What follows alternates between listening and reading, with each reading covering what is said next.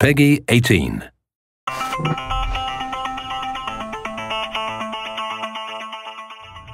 Welcome to the UAC.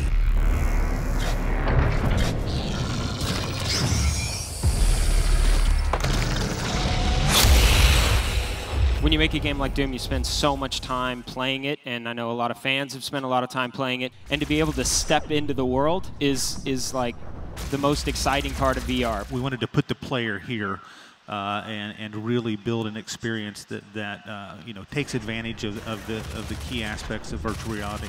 This time you're a cybernetically enhanced member of the UAC. Marty, tell us what the setup is. Yeah, so you actually play a scientist, Dr. Peters, who is part of the BFG program, bringing the BFG to existence. In that facility, if you're familiar with that, that's a research facility that you fight through and you get the BFG in. So the game starts there, and you're being killed as Dr. Peters, and have your consciousness transferred to kind of their backup computer system, and through the course of the game you get to transfer that consciousness to different kind of computer systems and technical vehicles. Most of the game is still about combat. We love combat. That's what Doom's all about. So you get to inhabit kind of this badass security robot that has all the guns and all the kind of killing power that you would hope a Doom game lets you wield. We wanted to specifically take advantage of some of the opportunities that you have in VR. Being the Doom Marine and the Doom Slayer is it's such a focused experience. The Doom Slayer, he doesn't fix stuff. He doesn't play an engineer. He doesn't pick locks. He doesn't hack things. But those are things that we thought were really cool opportunities for VR, and we wanted to do something different with VR. Are we going to see new locations, both on Mars and in Hell? Yes, we are. Much of the game takes place in existing locations, but you definitely explore new locations that were not seen in Doom 2016. All of them are very cool, but one of them in particular is really spectacular. It should be really fun for anybody who just wants a standalone VR experience. Doom itself is blisteringly fast. I mean, that's one of the core things about Doom. What are the challenges of bringing that kind of speed and that kind of intense, non-stop action to VR? Primary mechanism is teleportation.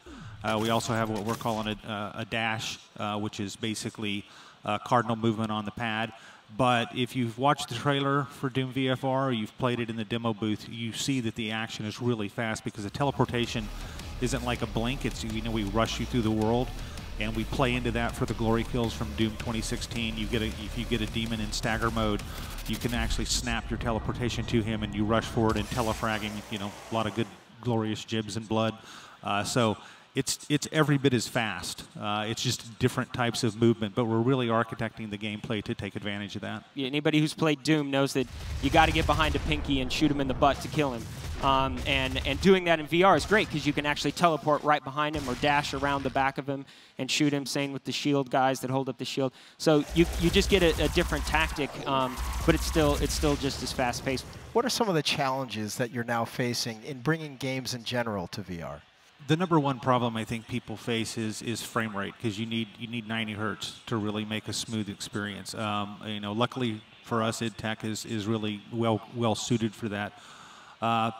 It's frame rate. We have an uncompromising view on graphical quality. We're not going to compromise the look for VR. So there's a lot of work that goes into that. A lot of R&D into, again, movement and just general gameplay type things, and how technology kind of touches the whole experience. It's really fast-paced. I really encourage anybody, you know, who wants a fast-paced combat experience. They really need to look at Doom. It's going to be different than a lot of the stuff they play in VR. Everybody at it is just thrilled to be bringing Doom to VR.